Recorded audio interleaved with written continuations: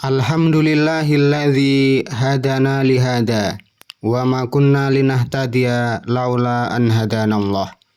Asyhadu an la ilaha illallah wahdahu la syarikalah wa asyhadu anna Muhammadan abduhu wa rasuluh. Allahumma sholli ala nabiyyina Muhammadin wa ala alihi wa man tabi'ahum bi ihsan ila yaumiddin. Ibadallah, usikum wa iyaya bitaqwallah. Qala ta'ala, ya ayyuhalladzina amanu taqullah haqqa tuqatih wa la tamutunna illa wa antum muslimun. Jamaah Jum'ah rahimakumullah.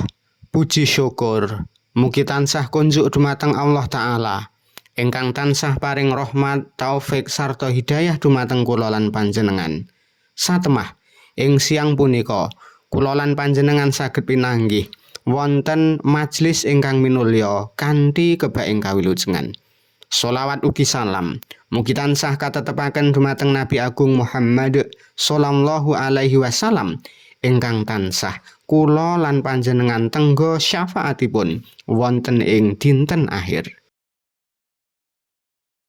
Jamaah Jum'ah rahimakumullah. Wonten kesempatan khutbah siang punika khotib wasiat sumangga tansah ningkataken takwa dumateng Allah kanthi nindakaken dawuhipun lan nebihi awisanipun. Mugi kanthi takwa Allah tansah paring kamulyan panggesangan fid dunya wal akhirah, amin. Jamaah Jum'ah rahimakumullah. Wonten ing kalodhangan khutbah punika kula badhe ngaturaken babagan wigatosipun omahku surgaku, utawi bilih dipun wastani kaluwarga ingkang sakinah mawaddah warahmah. Griya punika boten namung wujud saking tembok, gendheng utawi desain ingkang mewah, ananging papan panggenan kangge ngasilaken katentreman, katresnan lan kawelasan ingkang saged dados dalan tumuju dumateng surganipun Allah Ta'ala. Allah Ta'ala sampun paring dawuh wonten ing Al-Qur'an surat Ar-Rum ayat kaping 21. Wa min ayatihi an khalaqalakum min anfusikum azwajan litaskunu ilaiha wa ja'ala bainakum mawaddatan wa rahmah. Inna fi dzalika la ayatil liqaumi yatafakkarun. Artosipun, lan saka saweneh tandha yekti kuasane Allah, yaiku panjenengane wis nitahake tumrap sira kabeh judu saka awakira, supaya sira padha tentrem kelawan dheweke, lan panjenengane andamel kasenengan lan asih. Saktemene kang mengkono iku dadi tandha yektine Allah marang wong kang gelem mikir.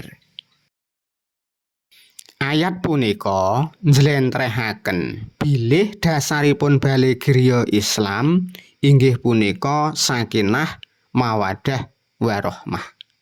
Sakinah inggih punika griya kedah dados papan kangge ngaso, papan kangge ngraosaken tentrem lan nyaman saking sayahipun pedamelan lan remeh-temehipun donya. Mawaddah inggih punika raos tresna ingkang asring diiringi dening gairah lan bungah nalika ningali pasangan.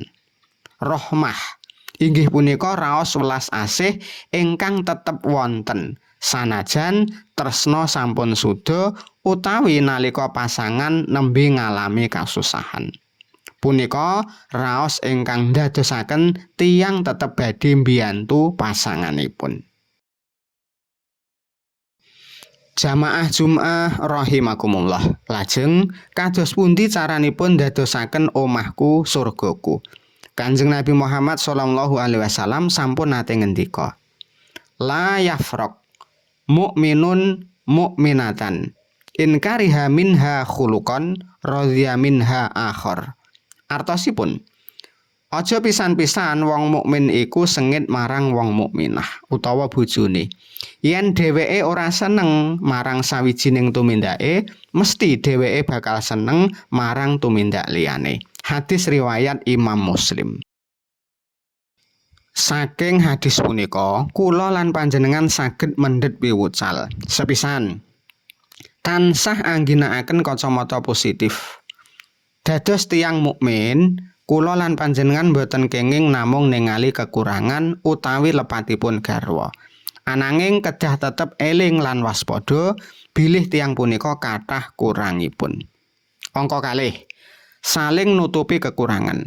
Menawi garwa gadah sifat ingkang kirang sae, sumangga kula lan panjenengan titeni ugi keutamaan lan kesaenan sanesipun. Kedahipun saged saling nutupi, kados dene sandangan ingkang nutupi badan. Jamaah Jumat rahimakumullah, cekak aosipun, sumangga kula lan panjenengan tansah estu anggenipun bimbing keluarga kanthi midherek piwucal Islam. Mugi kanthi punika Allah tansah andadosaken keluarga kula lan panjenengan begja ing donya lan akhirat. Amin. Aku lu qauli hadza wastaghfirullah li wa lakum wa lisairil mukminin innahu huwas samiul alim.